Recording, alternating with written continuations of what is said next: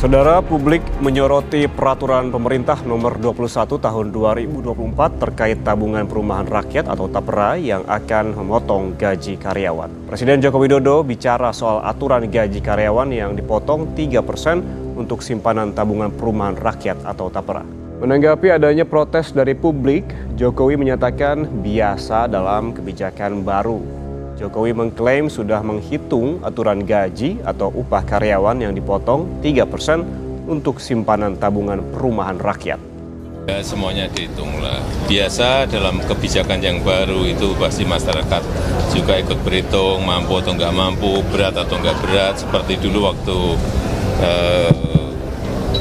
BPJS di luar yang BPI yang gratis 96 juta kan juga rame, tapi setelah berjalan kan saya kira merasakan manfaatnya bahwa rumah sakit tidak dipungut biaya, hal seperti itu yang akan dirasakan setelah berjalan. Kalau belum biasanya pro dan kontra. Untuk yang potongan TAPERA 3% bagi karyawan seperti apa Kak tanggapannya? Oke, sebenarnya kalau dari sisi karyawan, dari saya sendiri ya, mungkin beberapa juga dari teman-teman di kantor, kita cukup keberatan sih sebetulnya dengan TAPERA, dengan potongan TAPERA itu 3% gitu, karena bisa jadi nggak semua juga orang butuh sebetulnya ya gitu, bisa jadi. Untuk yang DPR mendapat tunjangan 50 juta per bulan sama potongan 3% TAPERA setuju nggak Kak? Enggak dong, nggak setuju ya, karena jadinya kita juga jadi kena beban gitu loh ya, sedangkan DPR sendiri malah mendapatkan tunjangan gitu, bisa nggak dibalik aja, itu sih ya. Rakyat dipaksa bayar TAPERA, DPR dapat tunjangan 50 juta. Assalamualaikum warahmatullahi wabarakatuh. Halo Sobat RJ, kalian tahu nggak sih, di tengah kehidupan kita yang makin susah karena harga-harga naik terus hingga berujung deflasi yang berkepanjangan karena turun drastisnya daya beli masyarakat, ada kebijakan baru nih dari pemerintah, yaitu yang namanya TAPERA alias tabungan perumahan rakyat. Katanya sih buat membantu kita agar bisa punya rumah. Gaji kita yang pas-pasan mau dipotong 2,5% buat iuran perumahan. Tapi yang bikin kita gregetan, DPR yang katanya mewakili kita, para rakyat jelata ini, malah sibuk bahas tunjangan rumah buat mereka, yaitu sebesar 50 juta rupiah per bulan. Waduh, ini namanya rakyat dipeletet, wakil rakyatnya bahagia. Pertama-tama, mari kita bahas soal TAPERA yang katanya program ini sudah digodok sejak tahun 2016. Tapi sampai sekarang masih banyak yang bingung, termasuk kita, terutama tentang manfaatnya. Iuran TAPERA ini katanya wajib buat yang penghasilannya di atas upah minimum regional atau UMR. Jadi kalau gaji kita udah di atas UMR, siap-siaplah dipotong. Bahkan menurut Komisioner BP TAPERA, yaitu Heru Pudyo Nugroho, iuran ini diwajibkan karena ya itu udah ada undang-undangnya. Tapi di saat harga kebutuhan pokok naik, lapangan kerja makin nyempit, apa para wakil rakyat dan pemerintahan kita nggak mikir ya kalau kebijakan dan undang-undang ini bisa memberatkan rakyat? Kabarnya program ini akan berjalan bertahap dan mulai efektif pada tahun 2027 ke depan. Padahal kita semua tahu program TAPERA yang saat ini menyasar para PNS saja banyak menuai kontroversi, mulai dari tidak cairnya uang TAPERA ketika pensiun dan lain sebagainya. Yang belakangan bikin heboh karena temuan Badan Pemeriksa Keuangan atau BPK ini sangat bertolak belakang dengan janji-janji TAPERA sendiri. Nah, sekarang mari kita intip wakil-wakil kita di Senayan. Kabarnya sih mereka para wakil kita ya, para wakil rakyat.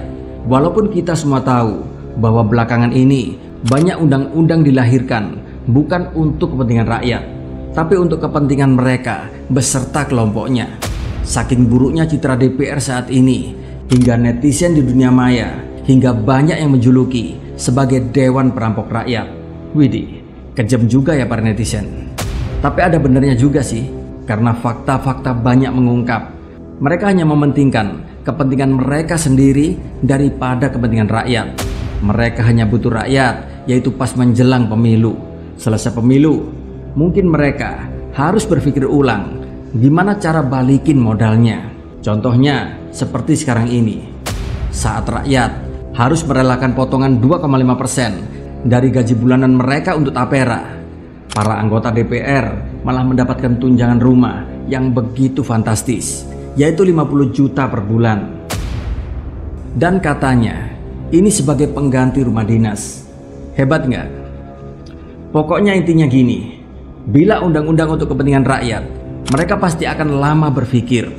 Tapi bila menguntungkan mereka, maka secepat kilat undang-undang pun bisa dibahas dalam tempo yang sesingkat-singkatnya.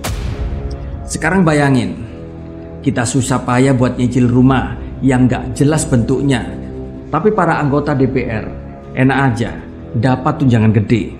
Sementara kalau kita rakyat jelata ini mau dapat rumah lewat tapera harus nunggu dulu entah sampai kapan, sambil tiap bulan gaji kita dipotong.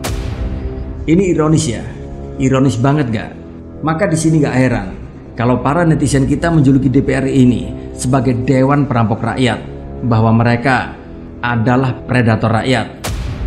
Kebayang gak betapa frustasinya kita semua? Sobat RJ semuanya, mari kita lihat datanya. Gaji anggota DPR saja per bulan bisa mencapai 50 hingga 80 juta rupiah tergantung posisinya. Itu belum termasuk tunjangan seperti tunjangan rumah 50 juta rupiah dan tunjangan-tunjangan lainnya kayak tunjangan komunikasi dan lain-lain. Sementara rata-rata gaji buruh di Indonesia berkisar antara 4 juta rupiah per bulan. Tapi di sini mereka dipaksa untuk dipotong beraneka macam potongan. Nah, sekarang yang gaji 4 juta rupiah harus dipotong 2,5%, yang di sini artinya sekitar 120.000 per bulan. Apalagi ini buat sesuatu yang gak jelas di mana dan kapan rumah mereka akan datang. Sobat RJ, ini adalah bukti bahwa sebenarnya rakyat hanya dimanfaatkan suaranya untuk kepentingan mereka sendiri. Masih ada jurang yang lebar antara kita, rakyat biasa, dengan para kaum elit. Kita di sini harus terus-menerus berjuang di tengah beban ekonomi.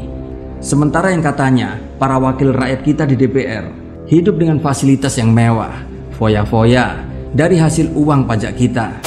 Program tapera ini meski kelihatannya mulia di atas kertas, tapi di sini justru memperlihatkan betapa nggak berpihaknya kebijakan ini pada kita semuanya. Dan kebijakan seperti inilah yang malah menambah beban bagi rakyat. Di sini nggak ada bedanya sama politik kebijakan yang bikin kita cuma jadi korban tambahan. Kita dipaksa bayar iuran, dikasih janji rumah, tapi disuruh nunggu entah sampai kapan. Sampai gaji kita terus dipotong tiap bulan. Jadi gimana nih menurut kalian? Kita rakyat jelata ini dianggap budak atau dianggap raja? Dan apakah mereka lupa? Mereka merajuk ke rakyat untuk agar mereka memilih, untuk memberikan suara mereka kepadanya. Tapi setelah jadi, bukannya memperjuangkan nasib rakyat, malah jadi perampok rakyat.